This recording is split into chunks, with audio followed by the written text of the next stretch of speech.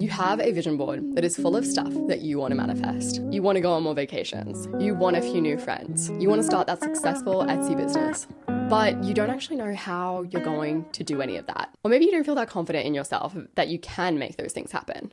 Sure, you could write out a detailed action plan step by step of what you need to do that you will eventually end up avoiding because it'll make your goals feel like chores. Or you could follow this alternative 4-step plan that injects fun, creativity, novelty, and magic back into your goals.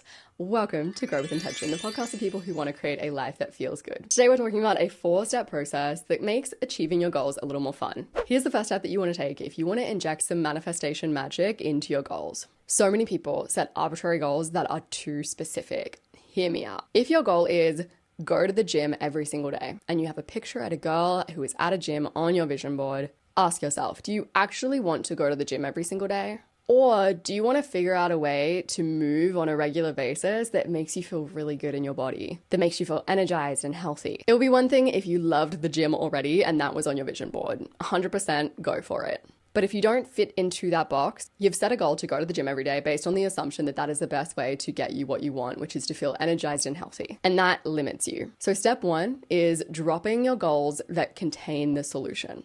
Stop pretending like you know the best pathway to take to get to your goal, because that opens you up for step 2, feeding your subconscious. This whole process believes in the pretty well-documented idea that your subconscious loves to work on your problems for you. Scientists, artists, authors, great thinkers, inventors have all relied on this phenomenon, which is why step 2 is all about wrestling with the thing that you want, like wrestling with your manifestation, looking at it from every single angle, asking yourself questions about it, brainstorming on it. The other ways to feed your subconscious are to follow people that talk about how they got the thing that you want. Get out books from your library, listen to podcasts. And you don't want to just consume content in areas directly related to your manifestation. You also want to consume content in like slightly related fields. For example, you're trying to build healthy eating habits. You might look into, sure, healthy eating books, but you could also be getting out books on play. You could even be getting books out on mindfulness, because those all have their own little connections to the thing that you want. In the Eureka Factor, the authors talk about this phenomenon that happens when you feel a little bit stumped, when you're like, man, I can't figure this out. When you feel that way, it can actually be really positive. The authors write, when you feel stumped, it energizes all of our associations to the information in the problem being the thing that you want to manifest, sensitizing us to anything in our environment that might be relevant, potentially including the solution. Thus, when we encounter something that's even remotely associated to the problem, a word, a sound, a smell, it can act like a hint that triggers an insight. Feeling frustrated, feeling stumped can be a really helpful part of this process, because once you feel stumped, you immediately want to move to step 3, giving up. Hear me out. You have to refuse to even think about the thing that you want for a little while after you've really dived into it. Refusing to think about your manifestation for me usually looks like surrender. You can surrender to your subconscious formally and say, hey, I'm going to hand this manifestation off to you. You take care of it. Alongside surrendering your problem and sort of putting a line in the sand and saying, I'm not going to actively think about that problem for a while. I'm going to hand that off to my subconscious to take care of. You also want to start integrating little low demand activities in your life. So these are activities that keep your body busy, but keep your mind free to wander, because that is when your subconscious is able to do its best work. So that means going on walks, watering the plants, folding the clothes, doing the dishes, doing your daily tidy, even doing word puzzles. These are all really helpful activities that don't keep you so focused. They don't direct your attention.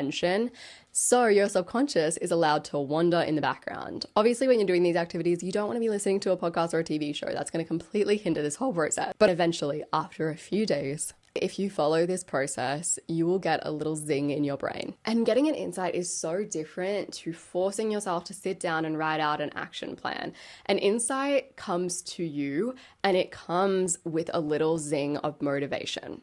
You will naturally feel like you want to take action, which leads to step number 4, taking inspired action. The reason this is such a fun and good process for particularly goals that you're like, I don't even know how to achieve that, is because it's just the creative process applied to goals. And no matter what you believe, whether you believe in the law of attraction, whether you believe in the universe, or if you just believe in your subconscious's ability to do some work for you, you can kind of interpret all of these steps in accordance with what you believe. Some people believe that light bulb moments are God talking to them, and I love that.